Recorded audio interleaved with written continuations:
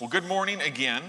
We have been in the last month or so going in a series on the Great Commission, really delving deeply into our core value that we are disciple makers. And so we have been going through the Great Commission phrase by phrase to recognize what does it mean to fulfill Christ's command. We have seen what it means that Jesus has all authority. We have seen what it means that we are disciples. We have seen what it means to go and make disciples. And this week we are going to focus on that little phrase, all nations. All nations is a grenade that has changed our world. One of the books that I've read over the last couple of years that I have found absolutely fascinating is this book, Dominion, by Tom Holland. Tom Holland is a historian of classical antiquity, like the Persian period, the Greek period, the Roman period. And he is not a believer. He is an atheist. But he has been fascinated with the history of Christianity. And he has written this book, Dominion, to trace how the power of this message of a man dying on the cross has changed the world. And so his perspective is not at all bent by, being an apologist for the faith, but he wrote this book, and in his introduction, he shares this. It's a long quote, but I want you to hear what he grasps about Christianity. He says, over the course of the past 2 decades, my perspective has changed. When I came to write my first works of history, I chose as my themes the 2 periods that had always stirred and moved me as a child: the Persian invasions of Greece and the last decades of the Roman Republic. But the more years I spent immersed in the study of classical antiquity, the more alien I increasingly found it. The values of Leonidas, whose people practiced a peculiarly murderous form of eugenics and trained their young to kill uppity Untermenschen by night, were nothing that I recognized as my own.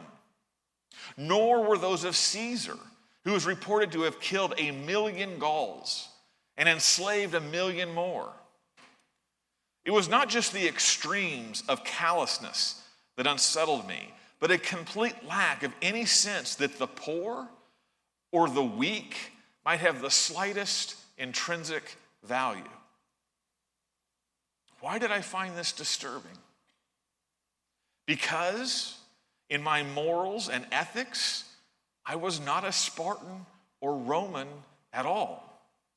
Assumptions that I had grown up with about how a society should properly be organized and the principles it should uphold were not bred of classical antiquity, still less of human nature, but of that civilization's Christian past.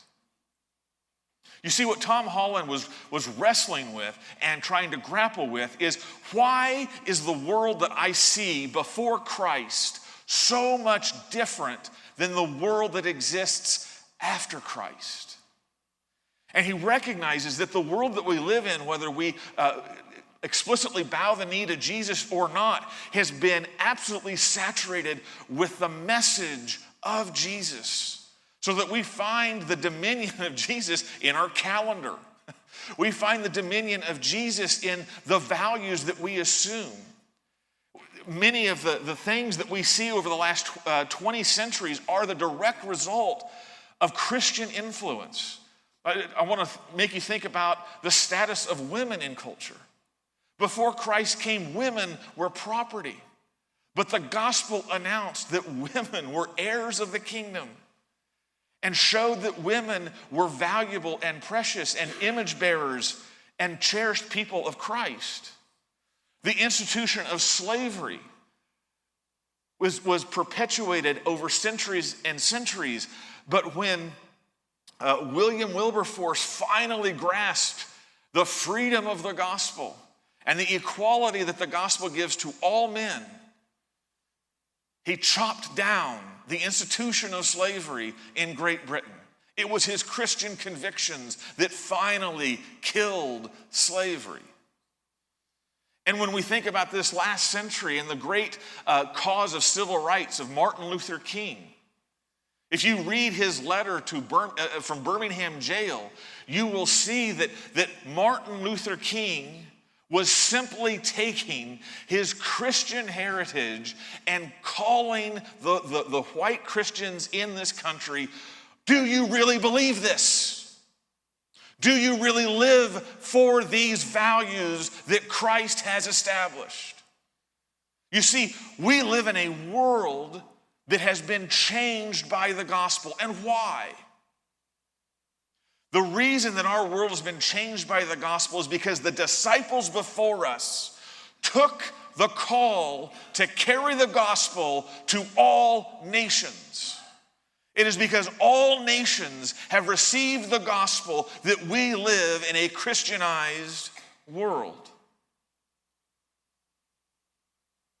Now, as we have started this series, I have put in front of you this image to kind of help us to think about why we need to be disciple makers. And it's this image of a match next to a series of matches. And the first match is lit, and you can understand that there will be a chain effect. As each match is lit, it will light the next match. This is a picture of darkness being overtaken by light as each match is lit. And I want you to see that as a picture of our present moment. Our present moment, this world has much darkness. Much darkness. Let me just pull out 3 terrifying examples. First is the horrible scourge of human trafficking. Over the last couple decades, slavery has erupted back into this world so that estimates of 20 to 50 million people are being trafficked as human slaves. It is reported that this is the fastest growing crime in our world. Think about the issue of tribalism.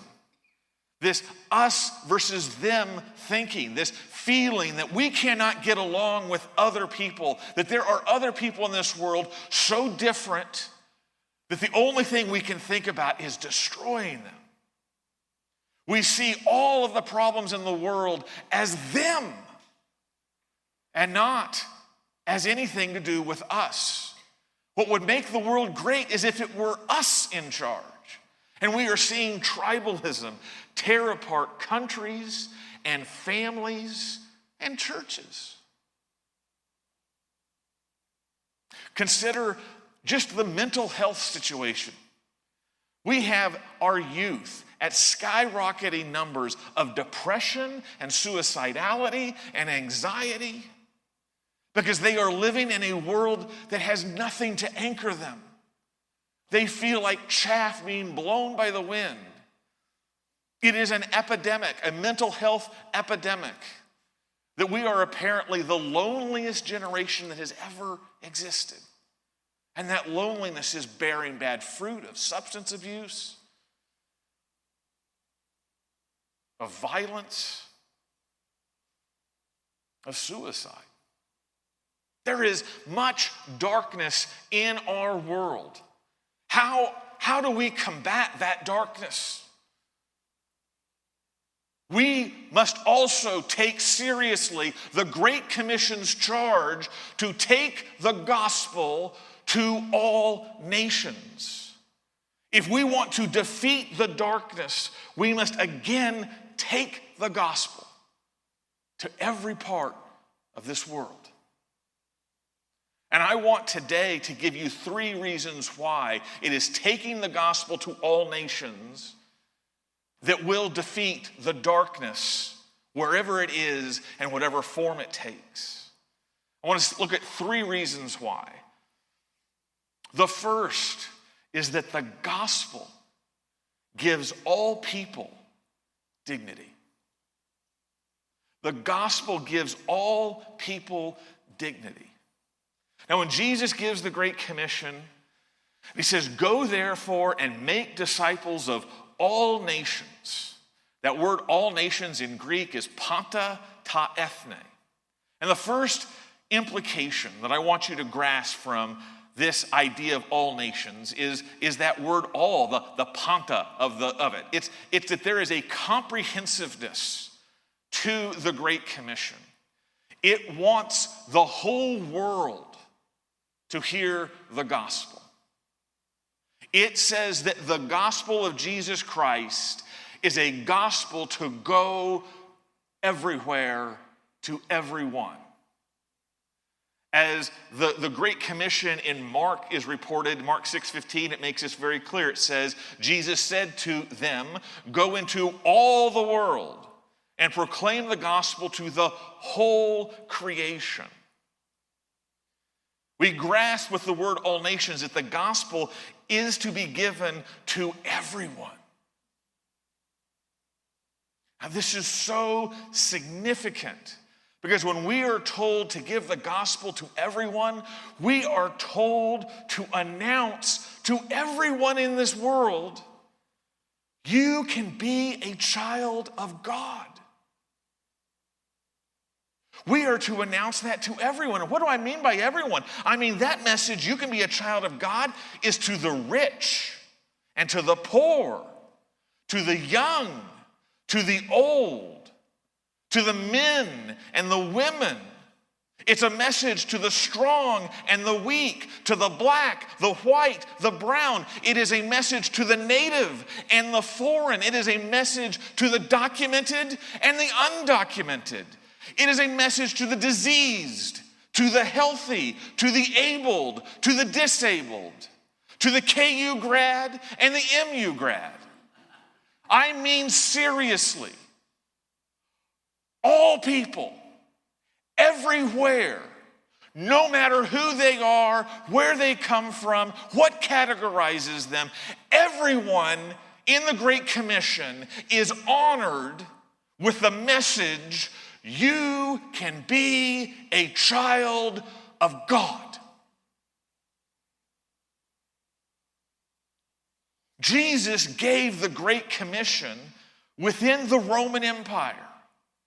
And as you recall what Tom Holland said about the Roman Empire is that they did not believe in any inherent dignity of people. If you were a slave, you were worthless. If you were a woman, you were property. Your value, your dignity was wrapped up in who you were in the society. You see, without the gospel, in the world before the gospel, our world dehumanizes people. And it is the world that does not have the gospel. It is people who do not know the gospel that think that human trafficking is an acceptable way to make money. Because it must operate on the principle that the person I am trafficking is a worthless person. But we should not think that this is just something that happens out there. This same idea of the value of people based on things that culture assesses is something that permeates the highest institutes of thinking in our own country. I've shared before that now that we live in a world that is trying to understand dignity apart from the image of God, that the way dignity is assigned is ultimately based on a thing called personhood theory. And personhood theory is defined as basically evaluating your value based on what the culture values. Your personhood theory is not inherent, but it is something that a culture identifies as your value. It is this idea that causes us to debate whether the unborn are worthy of dignity or not. Because personhood theory argues that the unborn do not meet the criteria to value as human beings. You see, this idea of dehumanization exists wherever the gospel is absent.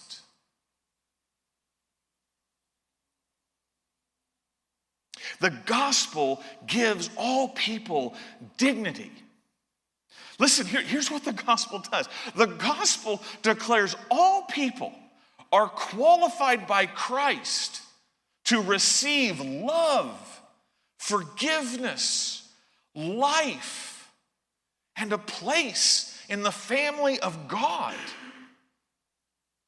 Do you recognize the power that the gospel has in terms of creating dignity in a place that wants to dehumanize us?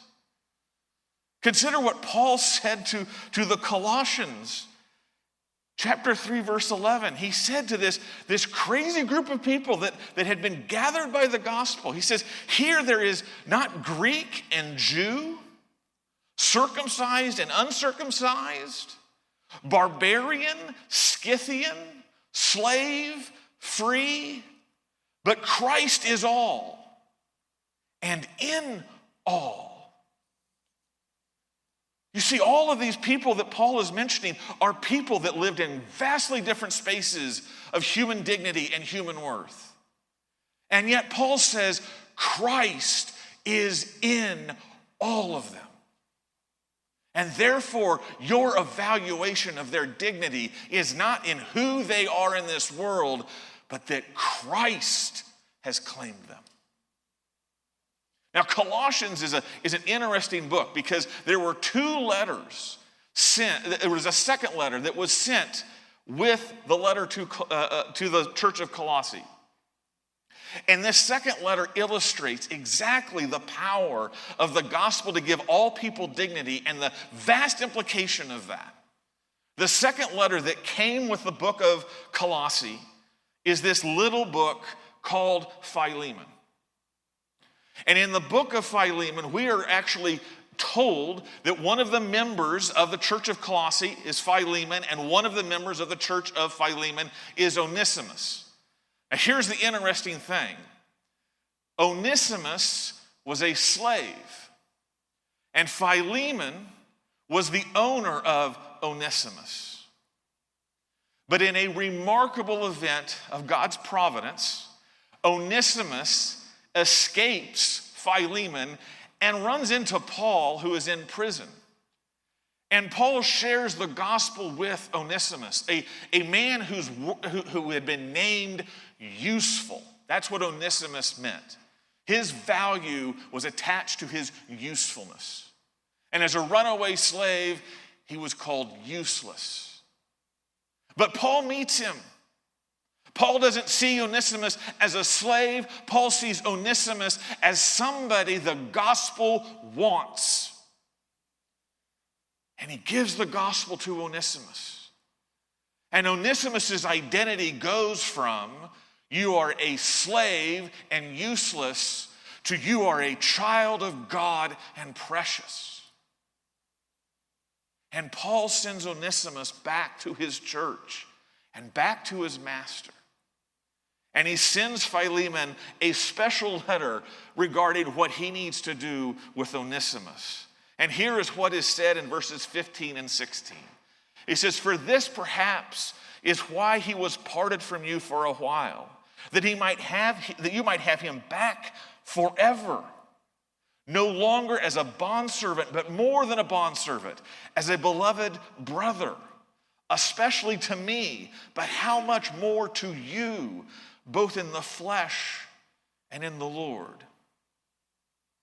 You see, what Paul is saying is the gospel has come.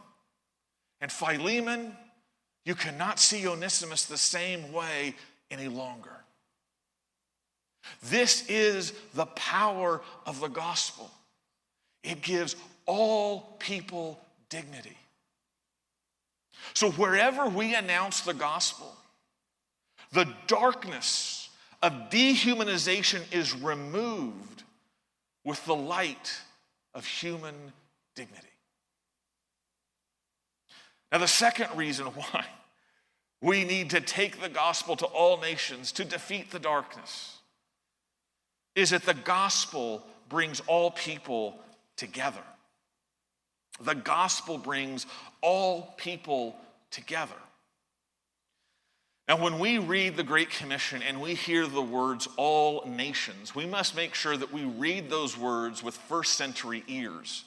Because the way that we hear the word nations are geopolitical entities with, borders and the United Nations and different representatives. But the way that nations were understood in the hearing of Jesus is not geopolitical nations, but, as you probably can guess from the word ethne, more like ethnicities, more like people groups, more like bands and tribes and families and groups that are organized by similarities that have some sort of unique culture within them.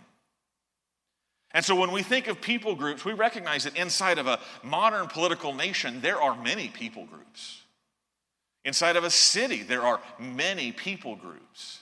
And so Jesus is thinking not of the nation itself, but of the individual people groups that are inside of all of these nations. And so Jesus, when he says, I want you to go and make disciples of all nations, of all ethne, Jesus is announcing a revolutionary statement. He is saying, my gospel will make one people out of many different peoples. My gospel goes to all peoples, all ethnes.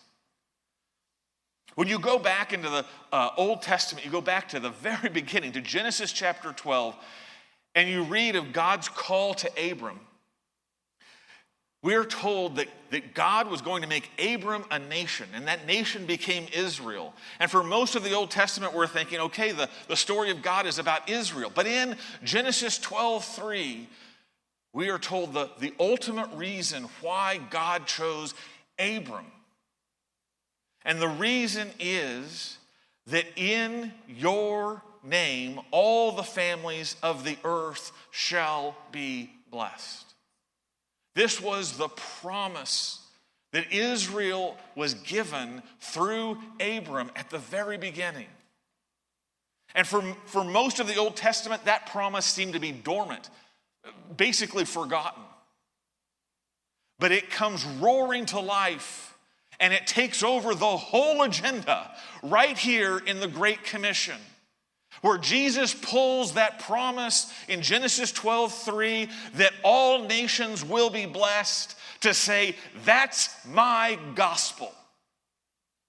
My gospel is the one that will bless all families. Therefore, take it to all nations. Oh, this is such wonderful news, isn't it? I mean, this makes you tingle. The idea that the gospel is for every ethnic group, every people group you can think of. Except, ta ethne are also people not like us. The real problem with this great idea is that ta ethnes are different people. Think about the 11 disciples who are sitting there at the mountain, and Jesus is giving this final command. Now, the 11, they were good Jews. And the first thing that they had learned in their Talmud school is the word ethne is Gentiles. The word ethne is goy. That's the Hebrew word. They're the goyim. That's what the Jewish disciples are trained to hear when they hear Gentiles, when they hear ethne. They hear the goy. And to give you an understanding of just the way that the culture thought that Jesus is speaking into, the New International Dictionary on New Testament Theology and Exegesis, says this: in the view of rabbinic Judaism, the non-Israelite goy is a stranger to God and far from him, counting for nothing. As individuals, Gentiles have been given up to every possible vice, idolatry, immorality. In Jewish eyes, the Gentiles were unclean. They themselves, their wives and children, their houses and lands. What do you think Peter heard when he heard ta ethne? It was such a shocking statement that there's evidence he didn't really hear it. Because when you go into the book of Acts, there's this dramatic work done to the Apostle Peter to take the gospel to a Gentile. God gives him this vision of this canopy dropping with clean and unclean animals on it, and God proclaiming, all of this is clean. All of this is clean. And then as he finishes this dream, he's got a door knock, and it's an invitation from a Gentile to go and talk to a Gentile named Cornelius. And here's where Peter was even in this moment. In Acts chapter 10, verse 28, Peter said to them, "You yourselves know how unlawful it is for a Jew to associate with or to visit anyone of another nation," ethne. "But God has shown me that I should not call any person common or unclean." You see, when Jesus said ta ethne, he was speaking to these 11 disciples that you're going to have to take this gospel to the people, all people, even the people you avoid, that you don't like. Can we relate to that tension that Peter probably felt?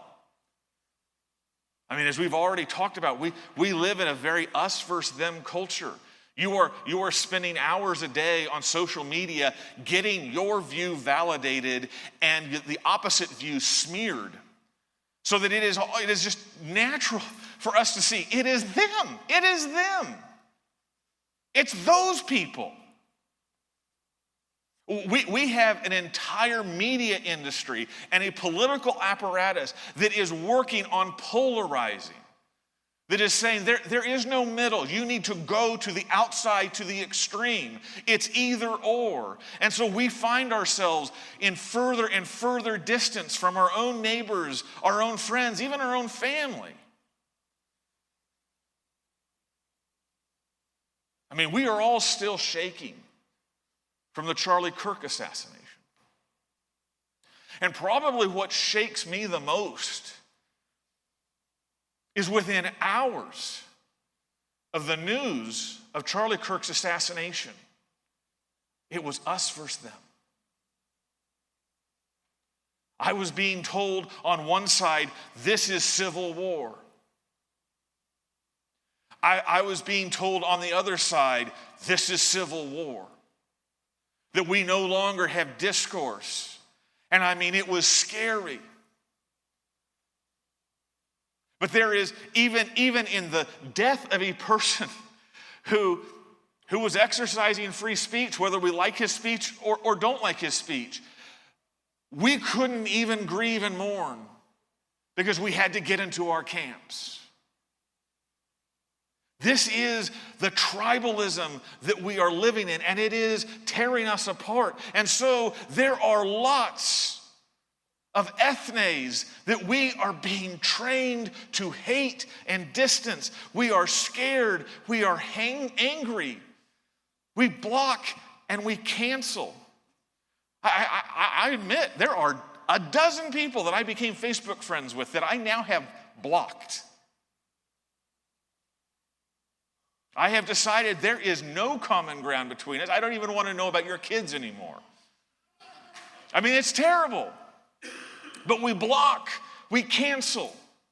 We live in a world with divides that are getting wide and lines that are getting thick. And we need to remember the gospel still says to us, go to all ethne.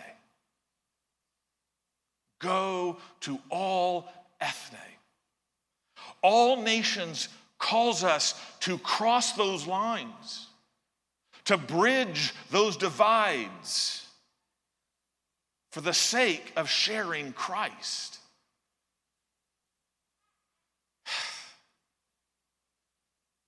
Okay, how?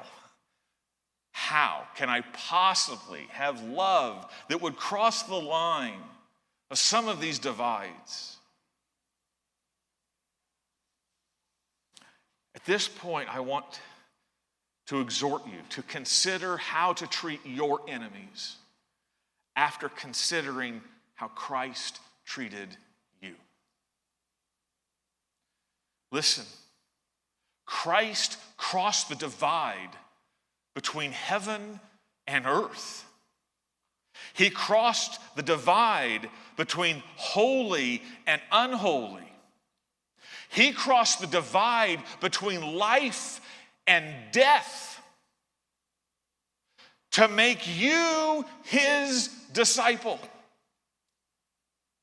This is what he did. He chose love over wrath.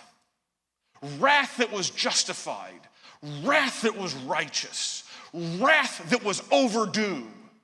And yet we read Romans 5:8, but God shows his love for us in that while we were still sinners,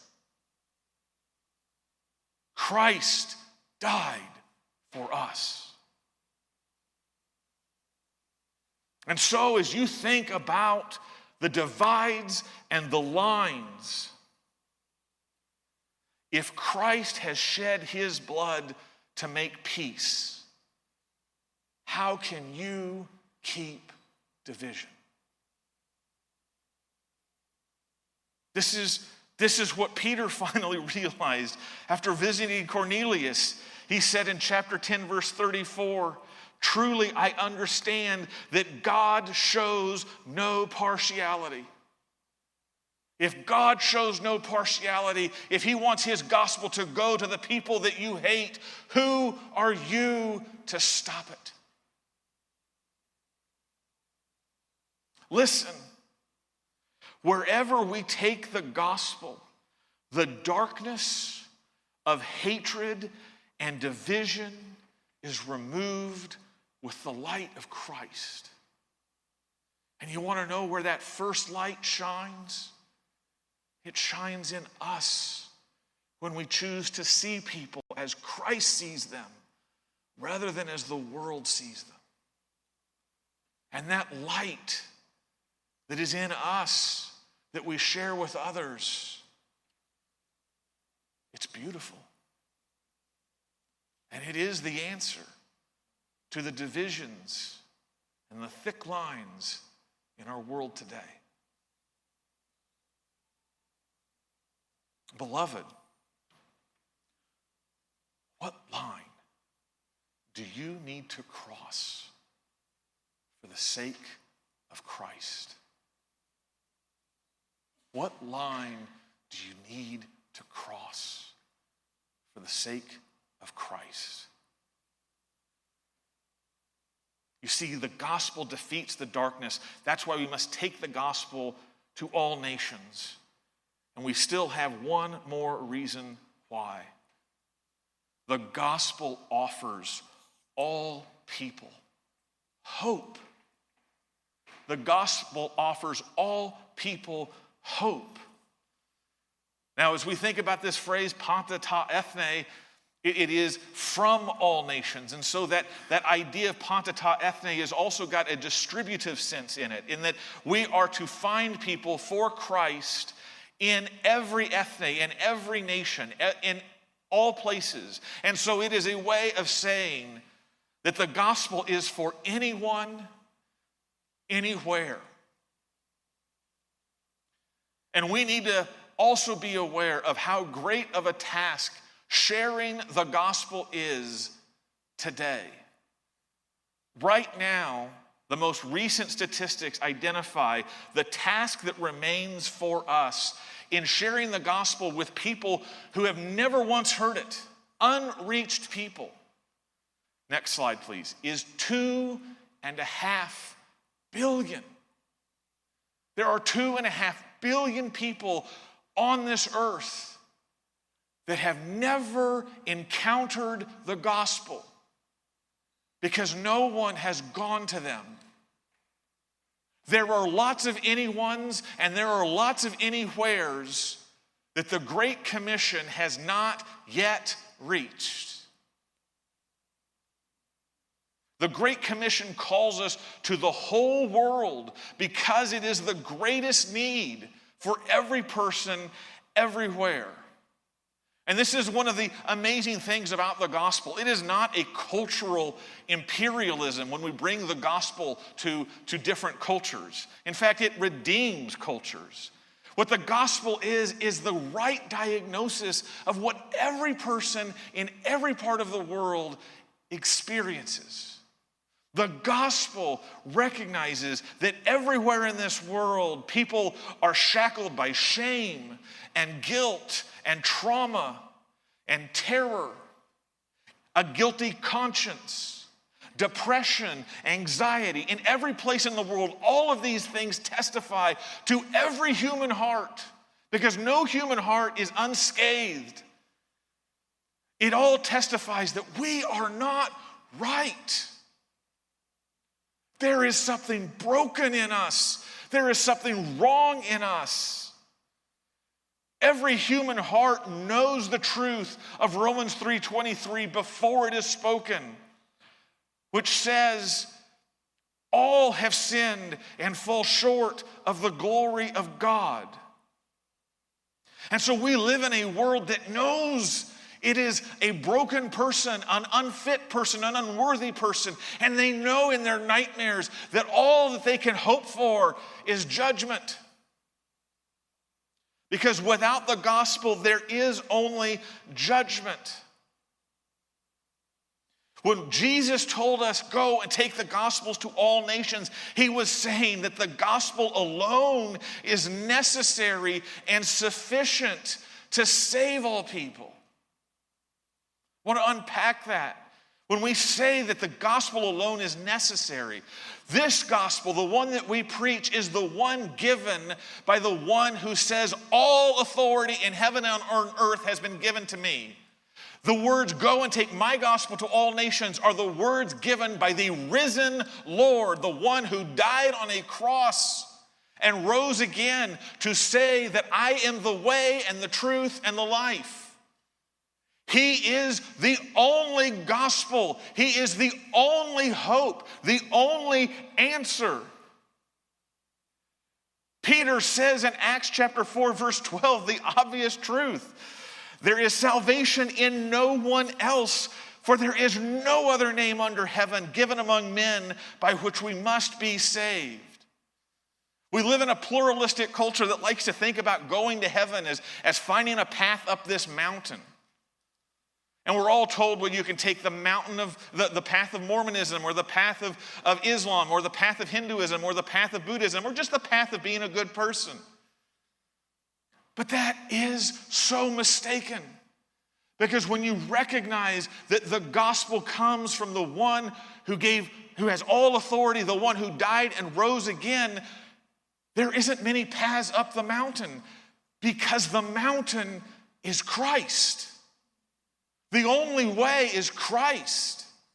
The only path is Christ. Christ is the mountain. He is necessary. But also I want you to recognize that he is sufficient. As Peter shares the gospel with Cornelius, a Gentile, he finally recognizes what this all nations means. And he proclaims, to him all the prophets bear witness that everyone who believes in him receives forgiveness of sins through his name. Who? Everyone.